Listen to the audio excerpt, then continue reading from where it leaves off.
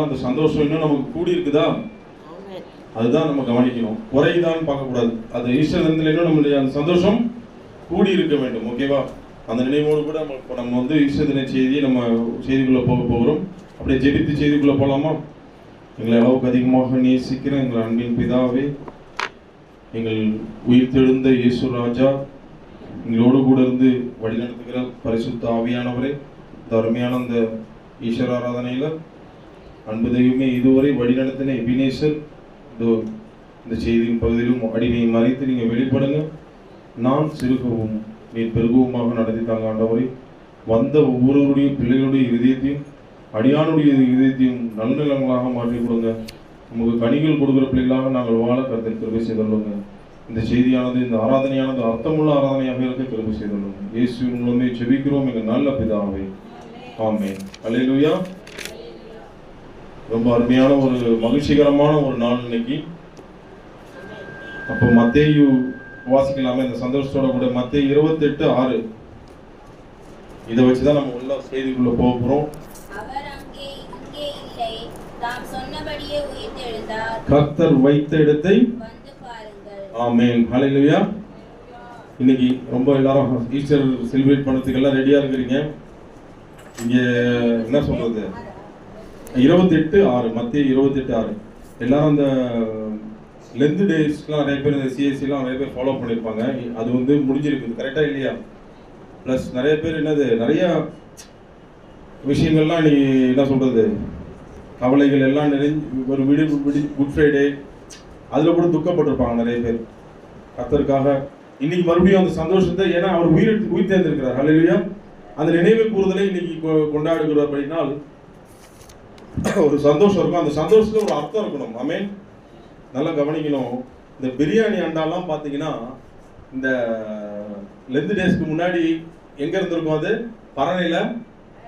பரணையில இருந்திருக்கும். இன்னைக்கு அந்த பிரியாணி அண்டா எங்கிருந்து வரும், மேலேருந்து கீழே வரும். எதுக்காக?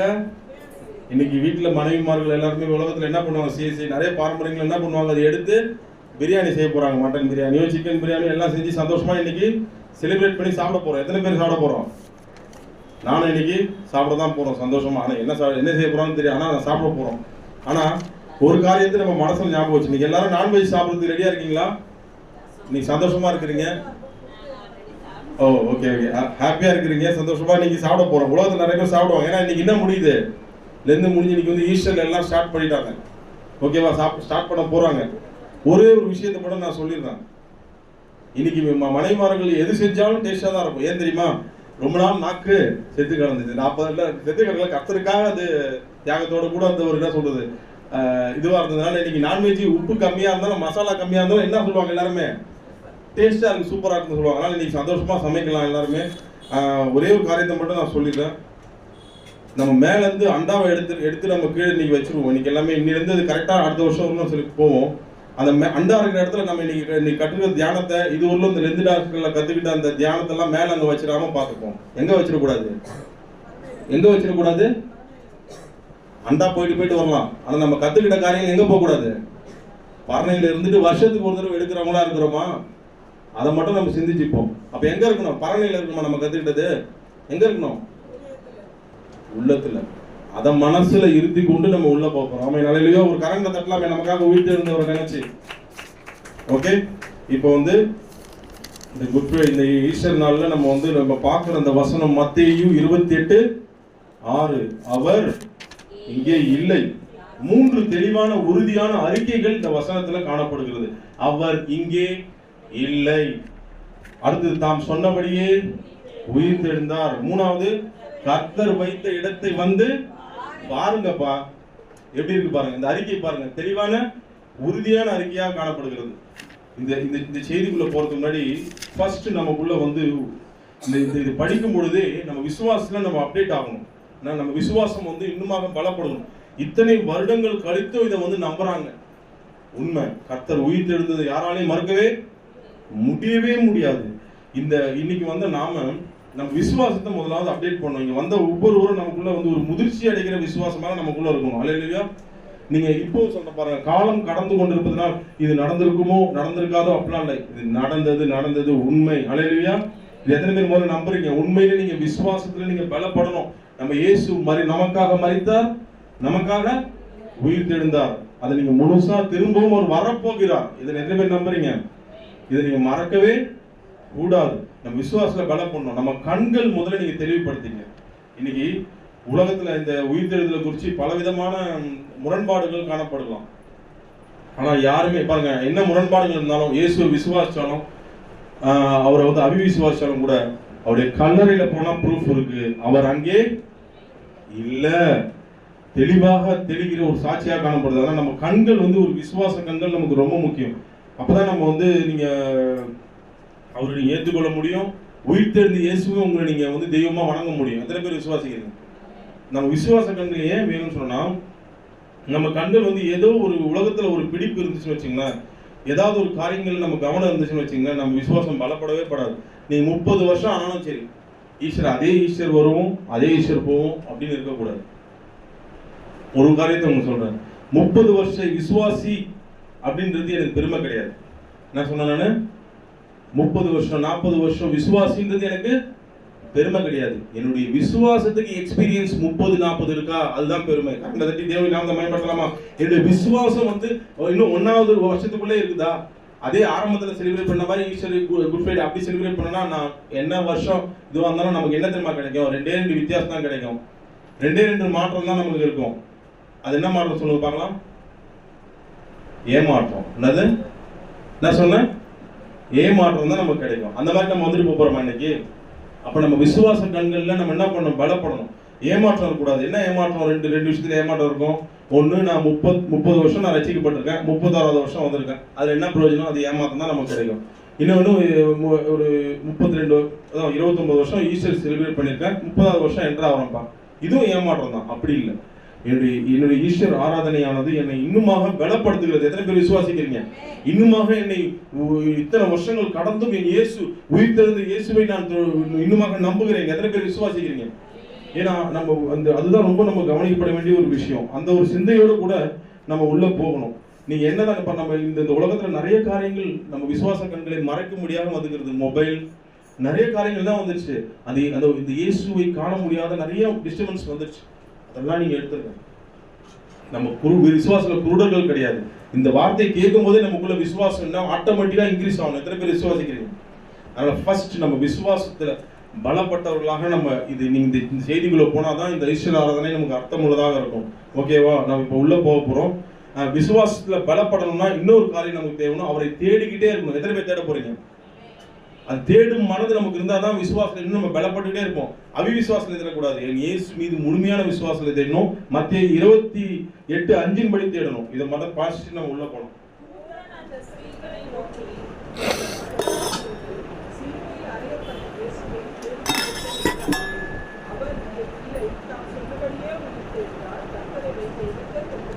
நல்லா கவனிங்க. விசுவாசத்தோடு கூட நீங்க தேடினாதான் உங்களுக்கு என்ன கிடைக்கும்னா விளக்கம் கிடைக்கும். அங்க இருக்கிற அரசர்களுக்கும் பிளாத்து யாருக்குமே விளக்கம் கிடைக்கல. ஆனா யாருக்கு விளக்கம் கிடைச்சது? இந்த வார்த்தையினுடைய விளக்கம்.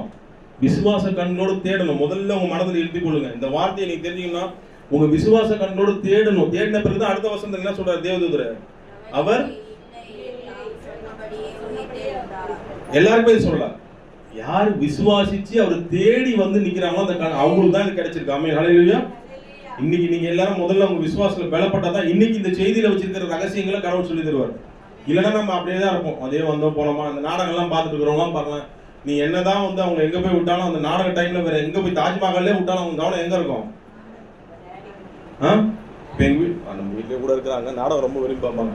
நீ அவங்களை எங்கதான் நீங்க தாஜ்மஹாலே கூட்டு போய் விட்டு போய் வச்சா கூட அவங்க மொபைல்ல அந்த நேரத்தில் அந்த தாஜ்மஹாலே உட்காந்து மொபைல்ல உட்காந்து பார்ப்பாங்க. என்ன பார்ப்பாங்க? நாடகங்களை பார்ப்பாங்க. அந்த மாதிரி நம்ம இருக்கக்கூடாது. நம்ம கண்கள் எப்படி இருக்கணும்?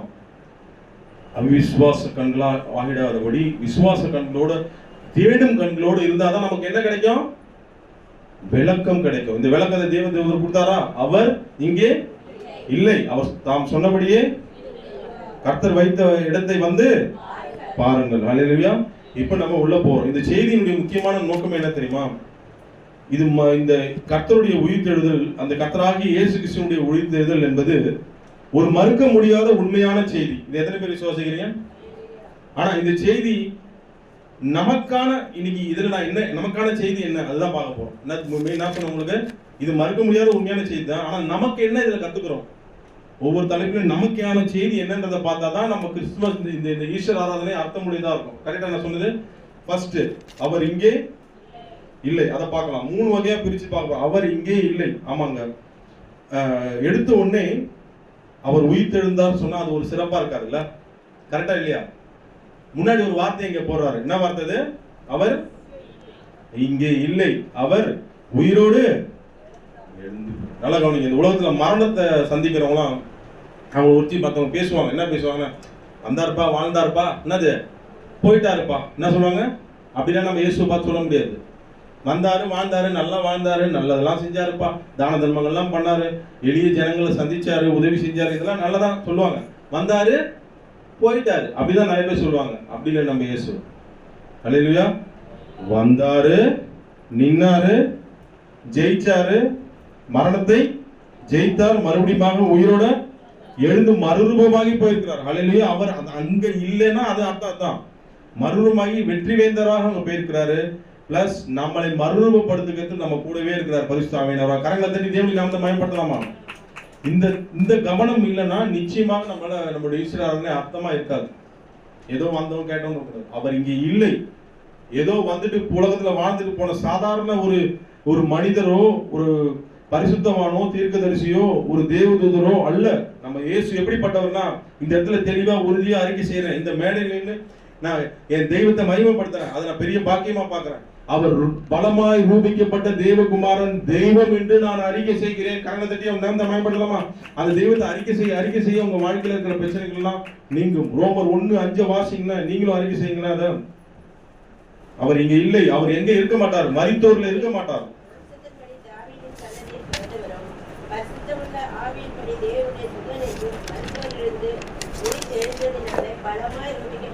மறுபடியும் வரீங்க, எங்க இருக்க மாட்டார் அவரு? மரித்தோரில் இருந்து. கல்லறைகள்ல மரித்தோர் இடத்துல அவர் என்ன பண்ண மாட்டாரு? மரித்தோரில் இருந்து உயிர்த்தெழுந்ததினாலே அவர்.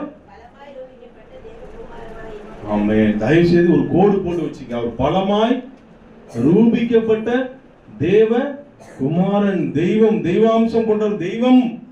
அதை அறிக்கை செய்யணும். மாம்சத்தில் இருந்த கிறிஸ்துவை அறிக்கை செய்யுங்க. அவர் நமக்காக வந்து உயிர்த்தெழுந்த தெய்வம் நம்ம கூட இருக்கிறார். அல்லேலூயா. நல்லா கவனிக்கணும். நீங்க ஏன் இதை நான் உங்களுக்கு அழுத்தமா சொல்றேன்னா, தேவ தூதர்கள் என்று அவர்களை அடையாளப்படுத்த முடியாது. யார? இயேசுவை. ஏன்னா அவர்களும் இங்க இல்ல. நம்ம கண்ணுக்கு தெரியுறாங்களா? தேவதூதர்கள் இருக்காங்களா? அவங்க இல்ல நம்ம சொல்லிடலாம். ஏன்னா அவங்க கண்ணுக்கு நமக்கு தெரியல. அவங்க விண்ணில் பறந்து போகிற விண்தூதர்கள் வந்து நமக்காக பணிவிடை செஞ்சுட்டு என்ன பண்றாங்க? தெய்வம் விடுகிற பணியை நமக்காக என்ன பண்றாங்க? அந்த பணியை செஞ்சுட்டு போயிட்டு வராங்க. அவங்க நம்ம கண்ணுக்கு தெரியாதனால அவருக்கு இல்லை நம்ம சொன்னா அதுல ஒரு ஆச்சரியம் கிடையாது. ஏன்னா அவங்க யாரு? ஏஞ்சல்ஸ். அவங்களோடலாம் இயேசு நம்ம என்ன பண்ண முடியாது, ஒப்பிட முடியாது.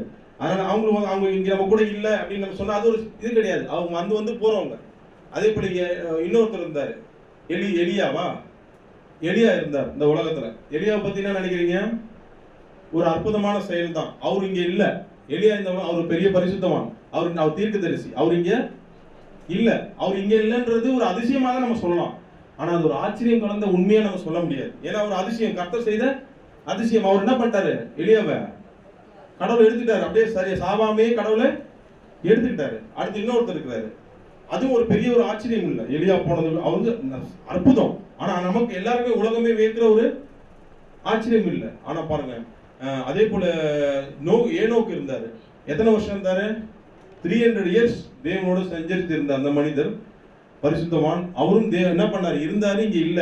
அவர் இங்க இல்லைன்னு சொன்னா அது ஒரு ஆச்சரியமா யாருமே உலகத்துல யாருமே பார்க்கல. அவருடைய வாழ்க்கையில அதிசயத்தை சந்திச்சு அவர் எங்க போயிட்டாரு? அவர் கடவுளுக்கு இருந்ததுக்கு ஏற்ற பலனை அவர் அடைந்து அங்க போயிட்டார். ஆனா இயேசுவை அந்த லிஸ்ட்ல நம்ம வச்சிட முடியாது. நம்ம நல்ல இயேசுவை அந்த லிஸ்ட்ல நம்ம என்ன பண்ணிட முடியாது, வச்சிட முடியாது. அவர் கண் கூட உயிரோட வாழ்ந்து சேவை கர்த்தருடைய சித்தத்தை நிறைவேற்றி உங்களுக்கு நீங்க எப்படி பாக்குறீங்களோ, எதிர்க்க உட்கார்ந்துருக்கீங்களோ அது போல கண் கூட மனிதர்கள் முன்னாடி என்ன பண்ணது? அவர் வாழ்ந்து இறைவன் மனிதனாக அவதரித்து நமக்காக என்ன பண்ணாரு? எளியோர்களை, பார்வையற்றவர்களை, மரித்தவர்களை உயிரோடு எழுப்பி எல்லாம் பண்ணி நம்ம முன்னாடி இருந்து அவர் போயிருக்கிறாரு. எத்தனை பேர் விசுவாசிக்கிறீங்க?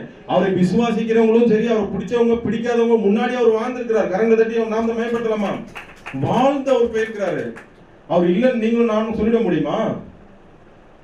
அவர் வந்து இங்க இல்லைன்னு இங்க வாழ்ந்து இங்க போயிருக்கிற எத்தனை பேர் விசுவாசிக்கிறீங்க? அவர் வந்து அந்த லிஸ்ட்ல எல்லாம் வச்சு சாதாரணமாக்கிட முடியாது. ஆனா அவர் அங்கே இல்லை அப்படின்னா அவர் பெரிய காரியத்தை இங்க இருந்து செஞ்சுட்டு தான் இங்க இருந்து போயிருக்காரு. ஏதோ சாதாரணமா நீங்க இல்லைன்னு சொல்ல முடியாது. நமக்கு ரட்சிப்பை வழங்கி நம்ம பிதாவோட நம்மளை இணைத்து வைத்து நரகை வென்று பாட்டெல்லாம் பாடணுமே, நரகை வென்று தான் அவர் என்ன பண்ணிருக்காரு, இங்க இல்லாம நமக்காக அங்க போயிருக்கிறாரு. எத்தனை பேர் விசுவாசிக்கிறீங்க? இந்த விசுவாசம் நமக்கு வேணும். அவர் இருக்கிறதுக்கான ப்ரூஃப் எங்கேயுமே அந்த அந்த கல்லறைகளை கூட பாத்தீங்கன்னா தயவுசெய்து வாசிங்க, யோவான் 20:7 வாசிங்க. ஒரு ப்ரூஃப் அங்க என்ன இருக்கு பாத்தீங்கன்னா அதையும் நீட்டா பண்ணிட்டு போயிட்டாரு. அந்த சீலைகள்லாம் அழகா ஒரு பக்கம் மடிச்சு பாருங்க, அந்த வாசிங்க. அவருடைய தலையில் சுற்றியிருந்த சீலை மற்ற சீலைகளுடனே வைத்திராமல் தனியே ஒரு இடத்திலே சுற்றி வைத்திருந்ததையும் கண்டான். எப்படிப்பட்ட நீட்டான தெய்வம், ஒரு ஒழுக்கம் உள்ள தெய்வம் பாருங்க நம்ம தெய்வம். இந்த சயின்டிஸ்டுங்க வேற யார் ஆராய்ஞ்சா கூட ஒரு அவர் இருந்ததுக்கு அவர் வந்து இல்லைன்னு தைரியமா அவங்களால சொல்ல முடியும். அவங்க ஏத்துக்கலனாலும் உண்மை தானாங்க, உண்மை சுடதான் செய்யும். உண்மை என்னது? அவிசுவாசிகளுக்கு உண்மை சுடதான் செய்யும். பாருங்க அந்த என்ன ஆனா பாருங்க, உண்மையை ஏத்துக்கிட்டு தான் ஆகணும், வேற வழியே கிடையாது. ஏன்னா அங்க என்ன இல்ல, அவர் இருந்து அந்த ரத்த துளிகள் கூட அந்த ஃப்ரெஷ்ஷா அங்க எதுவுமே அங்க சீலைகள், அவர் அந்த சீலைகள் என்ன பண்ணப்பட்டிருக்கு, சுருட்டி வைக்கப்பட்டு. என்ன ஒரு ஒழுக்கமா தெய்வம் பாருங்க. அங்க ஒரு திருடு அவருடைய சரீரத்தை களவாடி கொண்டு போயிருந்தா கூட இதெல்லாம் பார்த்து மடிச்சு வச்சு திருடு அப்படியே மடிச்சு வச்சுட்டு இந்த மடிச்சு வச்சா போவான். கொஞ்சம் யோசிச்சு பாருங்க, பண்ண முடியுமா? அப்படியே ஐயோ போறப்பா நீட்டா வச்சுட்டு போய் திருடிட்டு போயிடலாம். அப்படி யாராவது திருட்டு போவாங்க அவருடைய சரீரத்தை எடுத்துட்டு போக முடியாது. அது போனது தெய்வம். அலையிலுயா, உயிரோடு எழுப்பப்பட்டார். போகும்பொழுது கூட அவர் ஒரு செயலை செஞ்சுட்டு அந்த இடம் எப்படிப்பட்டதா இருக்கு. மறுபடியும் வாசிங்க 27. அவருடைய தலையில் சுற்றியிருந்த சீலை மற்ற சீலைகளுடனே வைத்திராமல் தனியே ஒரு இடத்திலே சுருட்டி வைத்து. பாத்தீங்களா, என்ன கேட்கும் போதே எனக்கு சந்தோஷமா இருக்கு. தெய்வம் எவ்வளவு ஒரு நீட்னஸ் தான ஒரு கடவுள். அவர் போகும்போது கூட ஒரு அழகா அந்த இடமே பாக்குறப்ப ஆஹா, அவர் அங்கிருந்து நல்லா தெரியுது. நமக்கு எல்லாருமே பார்த்தாலே ஒரு பயபக்தி வந்துடும். எத்தனை பேர் புரியுதா உங்களுக்கு? ஒரு சயின்டிஸ்ட், நாஸ்திகர், கடவுளை விசுவாசிக்காத கூட வந்து பார்த்தா கூட ஒரு பயம் அவங்களுக்குள்ள வந்துடும். அவ்வளவு ஒரு பரிசுத்தம் உள்ள தெய்வமாக, ஒரு பலமான தேவதூதராக. அது ரோமர் பாத்தீங்களா, ரோமர் 5:5 வாசிச்சது போல பலமான தேவகுமாரனாக அவர் எடுத்துக்கொள்ளப்படுறார். எத்தனை பேர் விசுவாசிக்கிறீங்க? இன்னைக்கு இதை நீங்க மனதில் இருத்திக் கொள்ளுங்க. அவர் இங்கே இல்லை. ஆமா, இதை நீங்க எல்லா சயின்டிஸ்டா இருந்தாலும் யாராலும் ஏத்துக்கிட்டு தான் ஆகணும். இதை வந்து ஒரு உலக நிகழ்வு போல, நடக்கிற நிகழ்வு போல நீங்க விசுவாசிக்கணும். இப்போ ஒரு நாளைக்கு சூரியன் வருது, சூரியன் நைட் என்ன பண்ணுது, அது வந்து நான் தினமும் நடக்கிற நிகழ்வு போல. இயேசு கிறிஸ்து இந்த உலகத்துல வந்து வாழ்ந்தாரு, 3ஆம் நாள் நமக்காக மரிச்சார் சிலுவையில, 3ஆம் நாள். இது சயின்டிஸ்டா இருந்தாலும் ஏத்துக்கிட்டு தான் ஆகணும். கண்டிப்பா ஏத்துக்கிட்டு தான் ஆவாங்க. எத்தனை பேர் விசுவாசிக்கிறீங்க? ஏன்னா இது வந்து ஏதோ ஒரு கட்டு கதைகள்ல கொண்டு வந்து நிறுத்திவிட முடியாது. இது மனதில் இருத்திக் கொள்வோம். அதனால அவரை ஒரு தேவ தூதரோடவோ ஒரு வேற எதனாலேயோ நம்ம என்ன பண்ண முடியாது. ஒரு தீர்க்கதரிசிகளோட பரிசுத்தவான்களோட அவங்க எப்பேற்பட்ட மரணத்தை செஞ்சாலும் அவங்களுடைய மரணங்களோட அவருடைய மரணத்தை ஒப்பிட முடியாது. யாருமே வந்து நமக்காக சிலுவையில மறிச்சு 3ஆம் நாள் உயிரோட யாருமே இதுவரையிலும் எந்த கல்லறைகளும் யோசிச்சு பாருங்க. அது கர்த்தராகிய இயேசு கிறிஸ்துவுக்கே அந்த புகழ் சேரும். கரங்க தட்டி அவன் நாம் மாற்றலாமா? அவர் இங்கே இல்லை. சரி, ஓகே, முன்னாடியே சொன்னேன், அது உண்மையான செய்தி தான். இதுல நமக்கான செய்தி என்ன இருக்குதுங்க? இதுல நமக்கான செய்தி என்ன இருக்கு? அவர் இங்கே இல்லை. அவர் எங்க இல்ல? கல்லறைகள்ல இல்ல. இதுல நான் இன்னைக்கு வந்து ஈஸ்டர் செலிப்ரேட் பண்றேன். நான் என்ன கத்துக்கிறேன்? நாமளும் மரித்தவர்களை விட்டு எழுந்திருக்க வேண்டியது இருக்கு. எத்தனை பேர் விசுவாசிக்கிறீங்க? நாம இந்த உலகத்துல வாழ்ந்தாலும் இங்க இல்லாதது போல் தான் இருக்கும். எத்தனை பேர் விசுவாசிக்கிறீங்க? நம்ம இதுல என்ன கத்துக்கணும்ன்றதான் முக்கியம். அவர் இல்லைன்றதுக்கு நான் சொல்லிட்டேன், அது வேத வசனத்தை காமிச்சிட்டேன். ஆனா நமக்கு என்னப்பா செய்தி? நமக்கு என்ன செய்தி? மரித்தோர்கள் அவர் இருக்க மாட்டாரு, கல்லறைகள்ல அவர் இருக்க மாட்டாரு. இந்த உலகத்துல பாவத்தை குறித்து சொல்லு. பாவம் என்னது? ஒரு கல்லறை போன்றது. பாவம் மரணத்தை, பாவத்தின் சம்பளம் அந்த மரணம் உண்டாக்கக்கூடிய பாவத்தில் நான் இல்லை சொல்லுவீங்களா? இந்த உலகமே பொல்லாத ஒரு பொல்லாத பிரபஞ்சமா இருக்கு.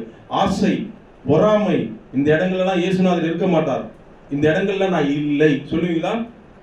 இந்த இடத்துல வசனம் சொல்லுது பாருங்க, வெளிப்படுத்தல் 3:1 தயவு செய்து ஞாபகம் வச்சுங்க. சர்தை சபை நாமளும் உயிர் தேட வேண்டிய நாமளும் என்ன பண்ணணும்? இந்த உலகத்தில் இருக்கக்கூடாது.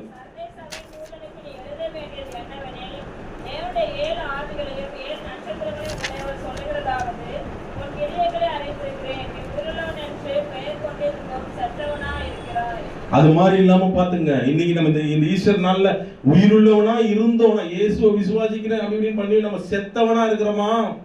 இன்னைக்கு நாம உயிர் தேடணும். எத்தனை பேர் விசுவாசிக்கிறீங்க? இன்னைக்கு நான் இல்லை, இந்த உலகத்துல இருந்தாலும் நான் இல்லை. ஏன்னா இந்த வசனத்தை கேட்கும் பொழுது எனக்கு ஒரு தாகம் எங்க தான் ஏற்படுது? பரத்தின் மீது. அவர் எங்க போயிட்டாருங்க?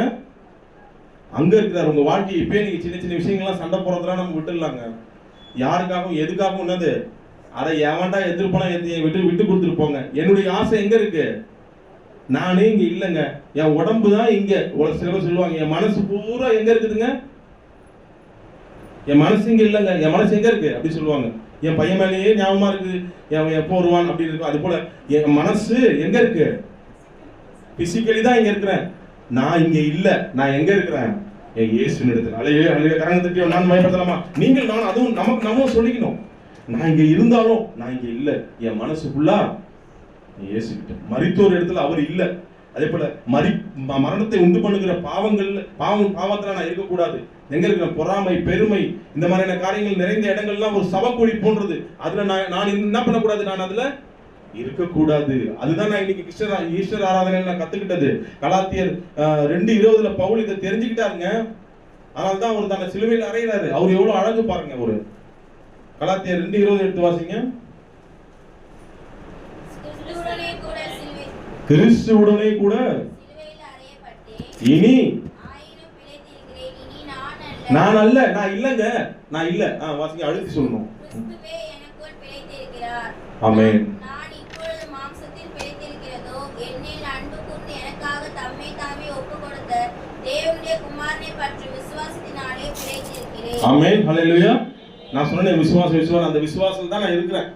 நான் இந்த உலகத்துல இல்ல, இனி நான் அல்ல. அவர் இல்லாத போல நானும், நான் என்னதான் பணம் சம்பாதிச்சாலும், புகழ் சம்பாதிச்சாலும், பதவி பட்டம் வந்தாலும் கூட நான் இங்கு இல்லை. என் மனது அதன் மீது இல்லை. நான் பட்டும் படாம தான் நான் வாழுவேன். ஏன்னா என் மனசு இயேசுகிட்ட இருக்கு. அவர் அங்க போயிட்டார், நான் அங்கதான் போக போறேன். என்னுடைய இருப்பிடம் அங்க. எத்தனை பேர் விசுவாசிக்கிறீங்க? இந்த உலகம் நிரந்தரம் அல்ல, உலகம் ஒரு சூன்யம், ஒரு மாயை. இது எத்தனை பேர் விசுவாசிக்கிறீங்க? அதனால நான் அற்ப காரியம் இன்னைக்கு ஒரு உறுதி வச்சுங்க. யாருக்காவது விட்டு கூடாம இருக்கிறீங்களா?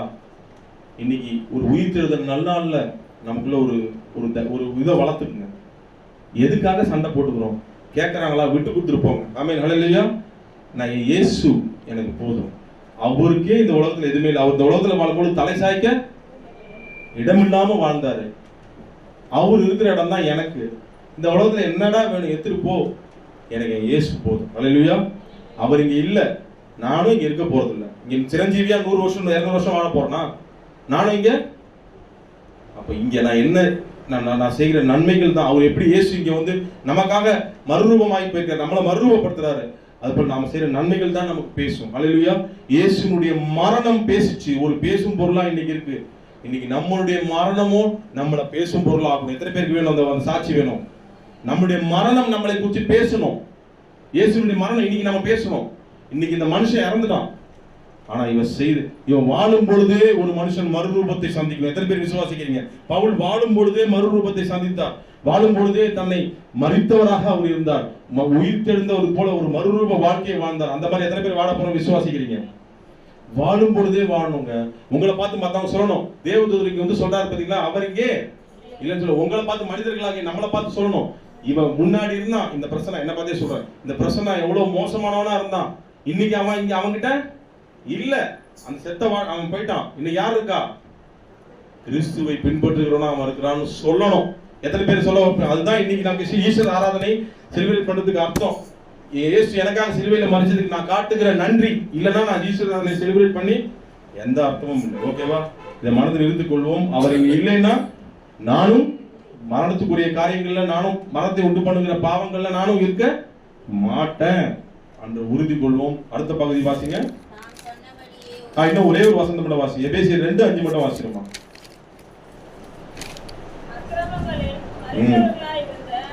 எது மரணத்தை உண்டு பண்ணுகிறது? அக்கிரமங்களில் கிறிஸ்துவுடனே கூட. இதுதான் நமக்கான செய்தி. இந்த முதல் தலைப்புல உலகிற்கே கிடைத்த உண்மையான செய்தி. அவர் இங்கே இல்ல, நமக்கான செய்தி. நாமளும் இந்த மாதிரி அக்கிரமங்கள்ல மறுபடியும் மறிச்சு போடாம பாத்துக்கணும். ஓகேவா? புரிஞ்சுப்பீங்களா? ஓகே, அந்த மாதிரி காரணம் நாமளும் இல்லாம இருக்கணும். இரண்டாவது தலைப்பு என்ன? தாம் சொன்னபடியே வாக்கு பண்ணினவர் மாறிடார். எத்தனை பேர் விசுவாசிக்கிறீங்க? நீங்க நல்லா இயேசு கிறிஸ்துவினுடைய வாழ்க்கையில பார்க்கும்போது அவருடைய போதனைகள்ல இது ஒரு போதனை. தாம் மரித்து சிலுவையில் 3ஆம் நாள் எப்படி மலைப்பொழிவு ஒரு பிரசங்கம் இருந்துச்சோ அது போல அவருடைய வாழும் பொழுதே அவர் பிரசங்கத்துல இதுவும் ஒரு பகுதியாக மெயினான பகுதியாக வச்சிருந்தார். என்ன பகுதி அது? தான் சிலுவையில அறையப்பட போகிற 3ஆம் நாள் இது சொல்லக்கூடிய அதை சொல்லியிருக்கிறார் நிறைய இடங்கள்ல. நான் ரெண்டே இது மட்டும் காட்டுறேன் பாருங்க. மார்க் 9:31 வாசிங்க. ஏனெனில் மனுஷகுமாரன் மனுஷ கையில் ஒப்புக் கொடுக்கப்படுவார் என்றும் அவர்கள் அவரை கொன்று போடுவார்கள் என்றும் கொல்லப்பட்டு 3ஆம் நாளிலே உயிர்த்தெழுந்திருப்பார் என்றும் அவர் தம்முடைய சீஷர்களுக்கு போதகம் பண்ணி சொல்லியிருந்தார். என்ன போட்டுருங்க? இது ஒரு போதக லிஸ்ட்ல கொண்டு வந்திருக்காரு. ஏதோ பட்டம் படாம அடிப்போ அப்படி சொல்லல. அது என்ன வச்சிருக்காரு அவரு? அது தெளிவா சொல்றாரு பாருங்க ஆண்டவர். அது லிஸ்டே போட்டிருக்காரு. என்னது? போதகம். என்னதுங்க? பிரீச். எத்தனை பேர் உயிர்த்தெழுதலை குறித்து எந்த சபையில அதிகமா பேசுறாங்க? அவருடைய வருகையை குறித்து பேசுறது எத்தனை பேரு? உயிர்த்தெழுதல்ன்றது ஸ்பீச். அது எதுல வச்சிருக்காரு? சரி, பிரீச். ஸ்பீச் இல்ல, நாட் ஸ்பீச் இல்ல, பிரீச். என்னதுங்க? போதகம். அவர் என்ன மறுபடியும் படிக்கிறது? ஏனெனில் மனுஷகுமாரன் மனுஷ கையில் ஒப்புக் கொடுக்கப்படுவார் என்றும் அவர்கள் அவரை கொன்று போடுவார்கள் என்றும் கொல்லப்பட்டு 3ஆம் நாளிலே உயிர்த்தெழுந்திருப்பார் என்றும் அவர் தம்முடைய சீஷர்களுக்கு போதகம் பண்ணி சொல்லியிருந்தார். போதகம். புரியுதா இல்லையா? அப்ப இந்த போதனையை நீங்கள் நானும் ஏற்றுக்கொள்ளணும். அங்க இருக்கிற அந்த அதே போல இன்னொரு வசந்த வாசி சொல்றேன். மார்க் 8:31 வாசிங்க. அல்லாமலும் மனுஷகுமாரன் பல பாடுகள் பட்டு மூப்பராலும் பிரதான ஆசாரியராலும் வேத பாரகராலும் ஆகாதவன் என்று தள்ளப்பட்டு கொல்லப்பட்டு 3ஆம் நாளைக்கு பின்பு உயிர்த்தெழுந்திருக்க வேண்டியதென்று அவர்களுக்கு போதிக்க தொடங்கினார். யாருக்கு? அவருடைய சீடர்களுக்கு. இன்னைக்கு வந்த ஒவ்வொருவரும் நாம இதை புரிந்து கொள்ளணும். இது ஒரு போதக லிஸ்ட்ல கடவுள் வச்சிருக்கிறார். அப்ப இன்னைக்கு வந்த நாம இரண்டாவது என்ன வார்த்தை போட்டிருக்கு? தாம் சொன்னபடியே அவர் உயிர்த்தெழுந்தார் என்பது சாதாரணமா நீங்க பார்க்க முடியாது. கர்த்தர் அருளுகிற போதகத்தில் இருக்கிற மிக முக்கியமான பகுதி இது. எத்தனை பேர் விசுவாசிக்கிறீங்க? இப்ப நீங்க ஒரு ஸ்கூலுக்கு போறீங்கன்னா ஒரு ஐஏஎஸ்ன்றது ஒரு எய்ம் வச்சிருப்பீங்க. ஐஏஎஸ் படிக்கிறீங்கன்னா ஐஏஎஸ் தான் ரொம்ப இது எல்கேஜில இருந்து ஸ்டார்ட் ஆகும். ஐஏஎஸ்ன்றது என்னது? ஒரு முடிவுன்னு வச்சுங்களேன். அது போல இது மிக முக்கியமான போதனைகள்ல இது ஒரு மிக முக்கியமான போதனை. அந்த அந்த அந்த படிப்பை நீங்க அவாய்ட் பண்ண முடியுமா? இந்த சீடர்கள் எல்லாம் பண்ணாங்கன்னா அவாய்ட் பண்ணிட்டாங்க. அதனால தான் இதுல நீங்க அவிசுவாசமா இருந்தீங்கன்னா கர்த்தர் கடிஞ்சுப்பார். நான் பொறுப்பு இல்லை. யார் கடிஞ்சுப்பா? கர்த்தர் கடிஞ்சுப்பாரா கடிஞ்சிக்க மாட்டாரா? கர்த்தர் கடிஞ்சுக்கிட்டார். அந்த இப்படி வாசிங்க. என்ன வாசிங்க? மார்க் 8:31 கடிஞ்சுக்கிட்டாரா? இல்ல, அவர் கடிந்து கொண்டார் போடுங்க. மார்க் இந்த வார்த்தையை தாராளமாக சொன்னார். அப்பொழுது பேதுரு அவர் தனியே இல்லம்மா, இந்த வார்த்தை சொல்லும்போது அவன் நம்பலன்றதுக்காக கடிஞ்சுப்பார். இல்லம்மா, இது மார்க் 33 வாசி.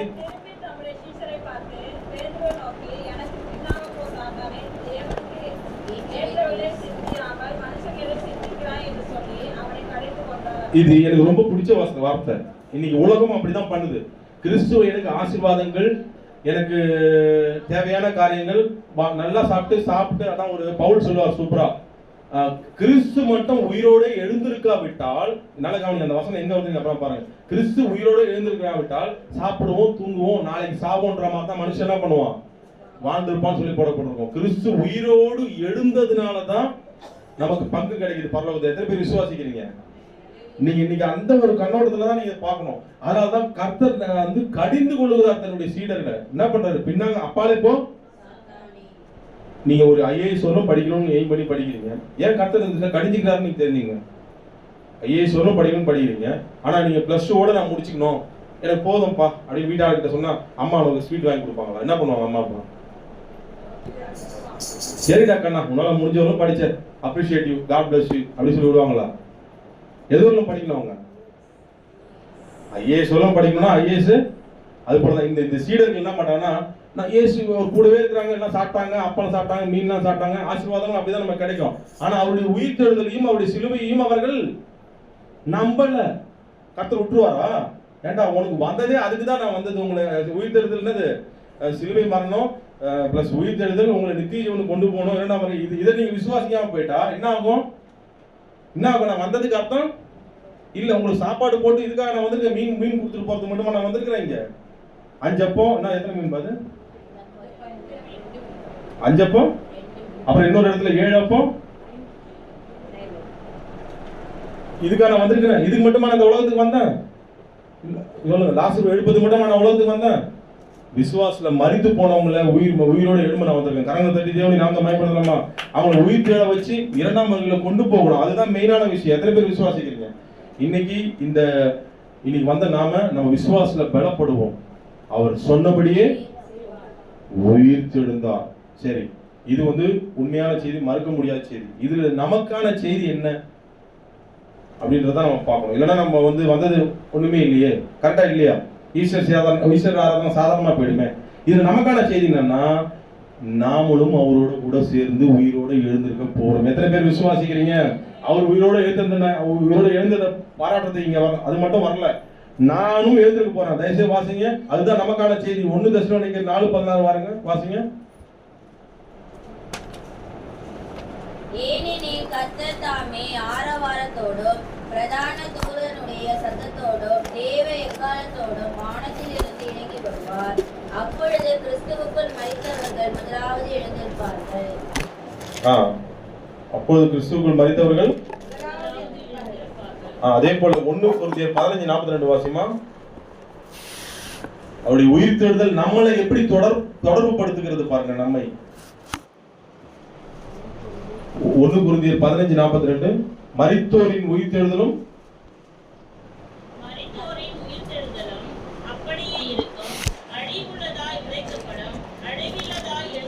அழிவில்லாததாய். அதே போல பிலிப்பியர் 3:10 வாசினா, இப்படி நான் அவரையும் அவருடைய உயிர்த்தெழுதலின் வல்லமையையும் அவருடைய பாடுகளின் ஐக்கியத்தையும் அறிகிறதற்கும் அவருடைய மரணத்துக்கு ஒப்பான மரணத்துக்குள்ளாகி எப்படியாயினும் நான் மரித்தோரிலிருந்து உயிரோடு எழுந்திருப்பதற்கு தகுதியாகும். ஆமென். எவ்வளவு போல் சொல்றாரு பாருங்க. எப்படியாவது நான் என்ன பண்ணோம்? அந்த மரித்தோரிலிருந்து அவர் எழுந்தது போல நானே அதுக்கு தகுதி அடையணும்ப்பா. அதுதான் நான் வாழ்ந்துட்டு இருக்கேன். எத்தனை பேர் விசுவாசிக்கிறீங்க? அவர் உயிரோடு எழுந்தது நான் பாராட்டிட்டு போறது உலகம் கூட பாராட்டும். இன்னைக்கு நியூஸ் சேனல்ல போட்டு பாருங்க, ஈஸ்வர் ஆராதனை நாள் சிஎம்ல இருந்து எல்லாருமே என்ன பண்ணுவாங்க? ஒரு விஷ் பண்ணுவாங்க. அந்த மாதிரி நான் விஷ் பண்ணிட்டு இங்க உட்காந்துருக்கோம். விஷ் பண்ணிட்டு காட் பிளஸ் யூ அப்படி சொல்லிட்டு போறத உட்காந்துருக்கோம். நாம தகுதி அடையிறதுக்கு இங்க சொல்லப்பட்டிருக்கு. அந்த ஒரு காரியத்தை காட்டி கொடுக்க போறோம். மகள்ல நாம் மரியாதையின் தாகம் நமக்கு வேண்டும். அவர் தாம் சொன்னபடியே உயிர் தெழுந்தது போல ஒரு காரியம் நடக்க போகுது. இன்னைக்கு நான் அதை காட்டி கொடுக்கலன்னா, நான் வெறும் உயிர் தெழுதலை மட்டும் சொல்லிட்டேன்னா அர்த்தம் இல்ல. ஒரு காரியம் நடக்க போகுது. என்ன சொல்லுங்க பார்க்கலாம். இந்த உயிர் தெழுதலை குறித்து அவங்க சீடர்கள் கூட நம்பல. அந்த வசனத்தை முதல்ல காட்டிடுறேன் பாருங்க. யோவான் 20:1 வாசிங்க. இந்த வாஞ்சை நமக்கு வேணும், இப்பவே வேணும் நமக்கு. அவர் உயிர் தெழுதல் தாம் சொன்னபடியே நிறைவேறி இருக்கிறார்ல.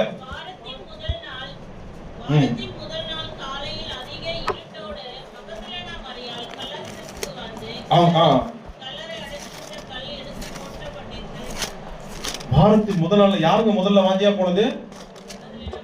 மகதலேனா மரியாள். ஆனா அவங்க சீடர்கள் என்ன பண்ணிட்டு இருந்தாங்க பாருங்க. என்ன பண்ணிட்டு இருந்தாங்க? 8ஆம் வசனம் வாசிங்க. 8:9.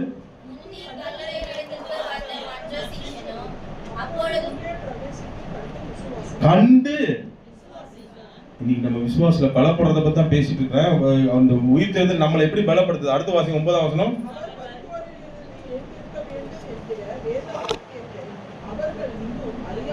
அதான் நான் சொன்னேன். +2 போட அவங்க முடிச்சுக்கிட்டாங்க. அவங்க எதுவும் படிக்கணும். ஒரு உதாரணத்துக்கு சொன்னேன். ஐஏஎஸ் சொல்லும் படிக்கணும். ஐஏஎஸ் சொல்லணும். அவன் மரித்தோரிலிருந்து எழுந்திருக்கக்கூடிய அந்த வாக்கு தத்தத்தையே அவங்க என்ன பண்ணாங்க?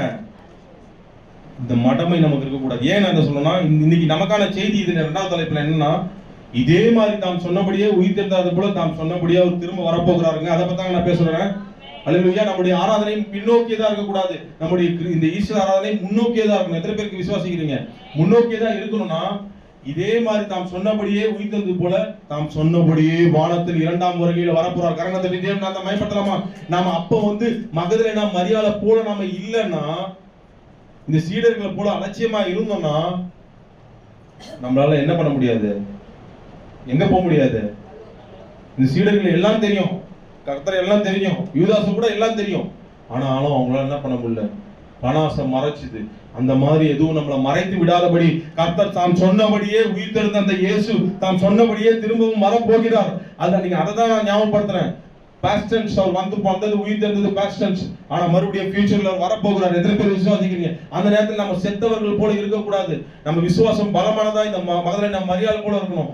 அதுதான் அந்த மகதலேனா மரியாளின் குணத்தை தான் நான் பவுல் கிட்ட பார்த்தேன். அது என்ன பவுல் அந்த வசனம்? அந்த பசங்க எனக்கு ரொம்ப பிடிச்சது. அந்த முதலாம் நாள் போய் தேடுறது போல இவர் தன்னை தகுதிப்படுத்திக்கணுன்றதுல ஒரு முதலானவதா இருக்கிறார் பாருங்க. அது என்ன வசனம்? 1 கொரிந்தியர் நம்ம வாட்சமே 15 இல்ல 15:32 தானே? 15:12 வாசிங்க. இல்ல இப்ப வாசிங்க ஒரு லாஸ்ட் வசனமா 1 கொரிந்தியர் 15ல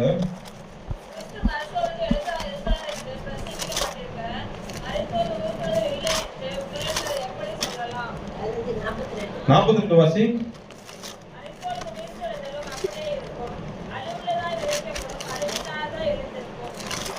ஓகே, நான் இன்னொரு பிலிப்பியர்மா சாரி அவருடைய பாடுகளின் ஐக்கியத்தையும் அறிகிறதுக்கும் அவருடைய மரணத்துக்கு ஒப்பான மரணத்துக்குள்ளாகி எப்படியாயினும் நான் மரித்தோரில் அந்த எப்படியாயினும் கவனிங்க, இந்த மகதலேனா மரியாளின் குணம் வந்துதா? அவங்க எப்படியாவது இயேசுவை போய் என்ன பண்ணோம்? அந்த உயிர்த்தெழுந்த இயேசு எப்படி என்ன ஆச்சு? கல்லறை போய் புரட்டிப்படுறது கூட.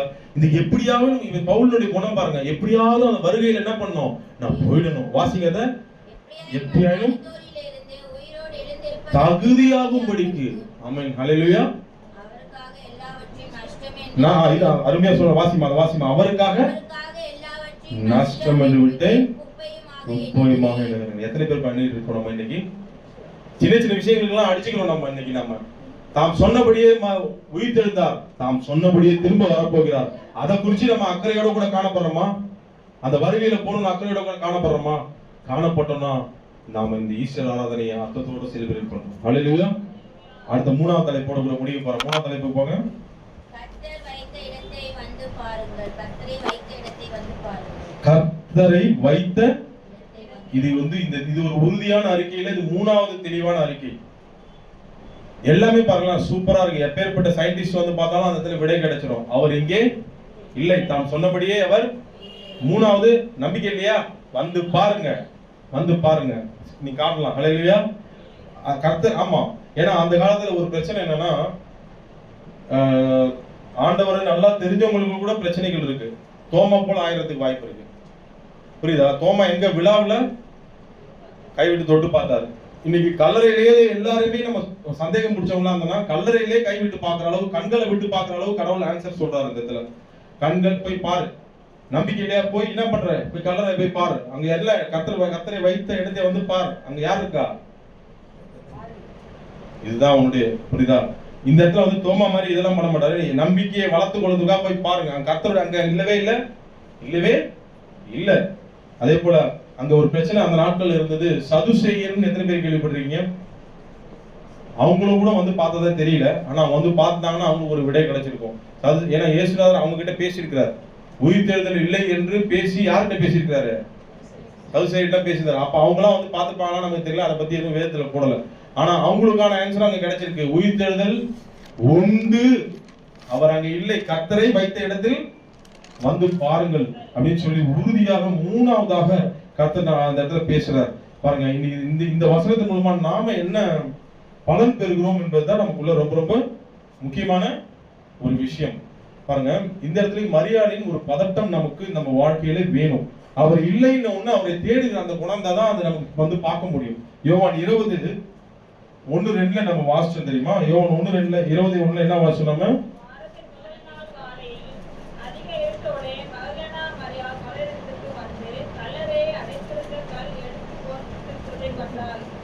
ஆமா, இந்த குணம் அவர் இங்க இல்ல அப்படின்னு போய் அங்க போய் பார்த்து செயல்ல போய் உட்கார்ந்துக்கல. அவர் போய் செயல்ல போய் பார்த்தா, கர்த்தர் வைத்த இடத்த அங்க வந்து போய் பார்த்தாங்க. அதுக்கான விடையை அவர் கண்கூடா பாக்குறான். அதே போல நீங்க அது வந்து நமக்கு அந்த ஷாக் கிடைச்சது. அதனால கவனிக்கணும், இன்னைக்கு இந்த ஷாக் நமக்கு இந்த கடைசி நாட்கள்ல வேணும். கர்த்தரை வைத்த இடத்துல அவர் இல்ல, புரியுதா? அப்ப அவருடைய தேடுகிற மனது உள்ளவங்களுக்கு தான் அவர் தென்படுவார். எத்தனை பேர் விசுவாசிக்கிறீங்க? அவரோடு கூட கனெக்டிவிட்டியில இருக்கிறவங்களோட தான் அவர் இருப்பார். எத்தனை பேர் நம்புறீங்க? அதனால தான் அந்த சீடர்கள் கூட அவருக்கு வந்து இது பண்ண முடியல. எம்மாவூர் சீடர்கள் கூட கண்களை திறக்க இதுவா இருந்தது, பேசி தான் கண்களை திறக்க வேண்டியதாயிடுச்சு. அவர் சீடர்களால் கூட புரிஞ்சுக்கொள்ள முடியல. ஆனா இவருக்கு இயேசுவே வந்து தென்பறாரு. அதை பாருங்க, அது எனக்கு ரொம்ப பிடிக்கும். நீங்க அதனால இந்த 3வது வசனம் நம்முடைய விசுவாசத்தை இன்னும் பலப்படுத்துது. நம்ம இன்னும் தேடுகிறவர்களாக மாறணும். யோவான் 20:13-14 பாருங்க, அப்படியே விட்டுட்டு போக கூடாது. யோவான் 20. அவளை நோக்கி, ஸ்திரீயே, ஏன் அழுகிறாய் என்றார்கள். அதற்கு அவள், என் ஆண்டவரை எடுத்துக்கொண்டு போய்விட்டார்கள், அவரை வைத்த இடம் எனக்கு தெரியவில்லை என்றாள். இவைகளை சொல்லி பின்னாக திரும்பி இயேசு நிற்கிறதை கண்டாள்.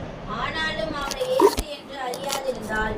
இயேசு அவளை பார்த்து, ஸ்திரீயே, ஏன் அழுகிறாய், யாரை தேடுகிறாய் என்றார். அவள் அவரை தோட்டக்காரர் என்று எண்ணி, ஐயா, நீர் அவரை எடுத்துக்கொண்டு போனதுண்டானால் அவரை வைத்த இடத்தை எனக்கு சொல்லும், நான் போய் அவரை எடுத்துக்கொள்வேன் என்றாள்.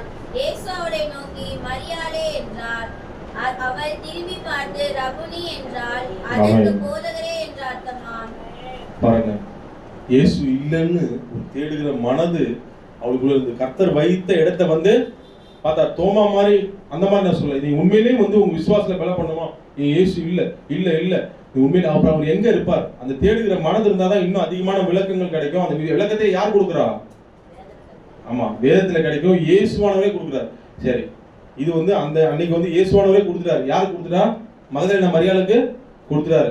நான் இங்கேதான் இருக்கிறேன்னு காட்டாரு. அப்போ அந்த ரபுனின்னு தெரிஞ்சுக்கிட்டாங்க. இன்னைக்கு இந்த கடைசி நாட்கள்ல இதுல எனக்கான செய்தி என்ன? இயேசு அங்க இல்ல. எங்க இல்ல? கர்த்தர் வைத்த இடத்தை வந்து பார்த்தா அங்க கர்த்தர் இருக்க மாட்டார். இதுல நம்ம விசுவாசம் என்ன அளவு பலப்படுது. இந்த கடைசி நாட்கள்ல இந்த தேடும் மனது இருந்தாதான், அவருடைய 2ஆம் வருகையில இந்த தேடும் மனது இருந்தாதான் இந்த இடத்துல இயேசுநாதர் வந்து முன்னாடி தெரிஞ்சார் தெரியுமா? அவருடைய 2ஆம் வருகையில வானத்துல குதிரையில வர்றது நமக்கு தெரியும். கரங்களை தட்டி தேவன் மேம்படுத்தலாமா? அந்த வானத்துல குதிரையில வர்றது நமக்கு தெரியும். அந்த மகதலேனா மரியாள் குணம் நமக்கு இருந்தாதான், அந்த தேடுமானதோடு கூட இருந்தாதான் அந்த வைத்த இடத்துல பாருங்கள். அதை எப்பவுமே பார்த்துட்டே இருக்கணும். தினந்தோறும் கர்த்தரை தேடுங்க. எத்தனை பேர் தேடுவீங்க? என்னை முழு இதயத்தோடு தேடினால் இந்த வசனம் என்ன வந்து தேடுறவனா மாத்துது. இன்னும் என் விசுவாசத்துல பலப்படுத்துது. எத்தனை பேர் விசுவாசிக்கிறீங்க? இன்னைக்கு தினமும் அவரை தேடுங்க. இயேசு அன்னைக்கு மரித்து உயிர் தெரிஞ்சுட்டாரு. ஆனா இன்னைக்கு எங்க இருக்கிறாரு? எத்தனை பேர் அதை சர்ச் பண்ணிருக்கீங்க? எங்க 2-3 பேர் இருக்கிறாங்களோ அங்க நான் இருக்கிறேன். இயேசு இங்க இல்லதாங்க, ஆனா எங்க இருக்கிறாரு? அந்த கேள்வி கேட்டுக்கிறீங்களா? பரலோகத்துக்கு போயிட்டாரு, ஈஸியா ஒரே ஆன்சர்ல முடிச்சிருவீங்க. ஆனா பரலோகத்துக்கு போனாலும் இன்னைக்கு இன்னும் அவருடைய 2ஆம் வருகை வராதனால இப்ப எங்கெங்கெல்லாம் இருக்கிறாரு அவரு? 2-3 பேர் உண்மையா அவரை நோக்கி பாத்தீங்கன்னா அங்க இருக்கிறார். ஆமென், ஹல்லேலூயா. உங்க பக்கத்து வீட்டுல பசியோட ஒருத்தர் இருக்கிறான். அவங்க அழுகுற குரல் கேட்குது. ஏதோ ஒரு பசியில இருக்கிறாங்க. அந்த பசியை போய் நீங்க உங்களால முடிஞ்ச உதவி அவங்களுக்கு போய் செஞ்சு அன்பு காட்டினீங்கன்னா அவங்க சிரிப்புல அங்க இயேசு இருக்கிறார். எத்தனை பேர் விசுவாசிக்கிறீங்க? இருக்கிறாங்களா இல்லையா? இயேசு எங்க தேடாதீங்க. இப்படி போய் இப்படி பாருங்க, இயேசு இருப்பார். ஒருத்தர் வியாதி உள்ளவங்க இருப்பாங்க. அவங்க ஐயோ ஜெபிக்கிறது கூட யாருமே இல்லாம இருக்கிறாங்களே, ஐயோ இயேசு சர்ச்சுக்கு போறேன், சரி ஓகே ஒரு 5 நிமிஷம் ஜெபிச்சுட்டு போலாம். நீ ஜெபிச்சு போனா முன்னாடியே அங்க இயேசு இருக்கிறார். அந்த ஜெபிக்கும் பொழுது அந்த அம்மா சிரிப்பாங்க, எனக்காக ஜெபிச்சுட்டு போறீங்களே, அப்போ நான் ஏதோ இயேசு பார்த்த மாதிரியே இருக்கு. உண்மைதான். எத்தனை பேர் விசுவாசிக்கிறீங்க? நீங்க இந்த மாதிரி ஏழைகளுக்கு எளியவர்களுக்கு உணவளித்து இந்த மாதிரி நீங்க செய்யும் பொழுது சல்லறை வச்ச இயேசு ஐயோ எங்கெங்கயோ நிறைய இடத்துல இருக்கிறாரு அப்படின்னு பார்க்கும்போது நீங்க தெரிய ஆரம்பிச்சிடும். எத்தனை பேர் விசுவாசிக்கிறீங்க? அந்த மாதிரி எத்தனை பேர் இயேசுவை அவருடைய வருகை வரும்போது பார்க்க விரும்புறீங்க? எத்தனை பேர் பார்க்க விரும்புறீங்க? உங்க பக்கத்திலே இருப்பாரு. இந்த மாதிரி ஏழைகளுடைய அண்ணா சொல்றாரு, பேரறிஞர் அண்ணா சொல்றாரு, ஏழையின் சிரிப்பில் அந்த இயேசு வந்து கல்லறையிலிருந்து ஒன்னா எடுத்துக்கொள்ளப்பட்டிருக்கலாம். இன்னைக்கு நிறைய நம்ம நிறைய ஜனங்க, ஏழைகள், திக்கற்றவர்கள், எளிய ஜனங்கள், மென்டலி பிசிக் என்னது அவங்க என்ன சொல்லுவாங்க, மென்டலி மனநலம் பாதிக்கப்பட்டவங்க, அவங்களுக்குலாம் நீங்க ஏதாவது ஒரு 4 பேருக்கு போய் ஒரு சேவை செஞ்சு இந்த ஈஸ்டர் நாள்ல ஒரு உறுதி வச்சுங்க, நான் சம்பாதிக்கிற என் குடும்பத்துக்கே பத்தமா பயப்படாதீங்க. ஏதாவது இந்த மாதிரி போய் இந்த மென்டலி சேலஞ்ச் பீப்புள், இந்த மாதிரி ஏழைகளுக்கு நான் செஞ்சு பாருங்களேன், அங்க இயேசு இருக்கிறத நீங்க பாப்பீங்க. எத்தனை பேர் விசுவாசிக்கீங்க? ஐயோ நான் கல்லறையில போய் தேடிக்கிட்டு இருக்கிறேன், இயேசு இங்கெல்லாம் இருக்கிறாரு அப்படின்னு நீங்க உணர ஆரம்பிச்சிருங்க. எத்தனை பேர் இந்த மாதிரி ஒரு வைராகியத்தை நீங்க பெருண்டு போறீங்க? இன்னைக்கு வைத்த இடத்த பார்க்காதீங்க, அதை அவர் எழுந்து உயிரோட போயிட்டாரு. இன்னைக்கு நம்ம கூட இருக்கிறாரு. எத்தனை பேர் விசுவாசிக்கிறீங்க? இந்த மாதிரி ஏழைகளுக்கு சேசி அங்கேயும் இருக்கிறாரு, அங்கேயும் பார்ப்பீங்க. அதை பார்க்க போற எத்தனை பேர் விசுவாசிப்பீங்க? அப்படி தேடி தேடி தேடி தேடி மகதலேனா மரியாளை கூட நீங்க பார்த்துட்டீங்கன்னா ஒரு நாள் அந்த இயேசு வருகிறதை, வானத்தில் வருகிறதை பார்ப்பீங்க. எத்தனை பேர் விசுவாசிக்கிறீங்க? அவ்வளவுதாங்க, முடியுதுங்க. இந்த ஈஸ்வர ஆராதனை முடிய போகுது. இன்னைக்கு ஒரு வைராகியம் நமக்குள்ள வேணும். நம்ம பந்தியில பிரவேசிக்க போறோம். 3 காரியங்களை பார்த்தோம். அவர் இங்கே இல்லை. இதுல நமக்கான செய்தியும் பார்த்தோம். நம்மளும் மரணத்துக்கு இருக்க பாவங்கள் மரணத்தை உண்டு பண்ணக்கூடிய பாவங்கள் செயல்களை நாமளும் இருக்கக்கூடாது. இரண்டாவது அவர் தாம் சொன்னபடியே திரும்பவும் வரப்போகிறார். அப்ப நம்மளெல்லாம் உயிரோடு எழுப்ப போறாரு. எத்தனை பேர் விசுவாசிக்கிறீங்க?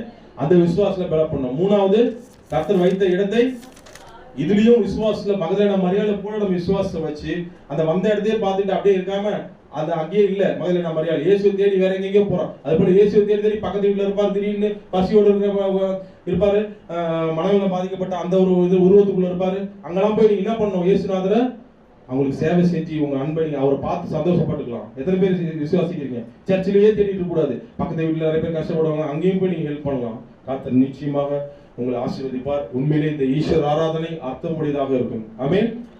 God bless you. நீ ஈஸ்வர் எல்லாருக்கும் மறுபடியும் ஈஸ்வர் தின நல்வாழ்த்துக்கள்.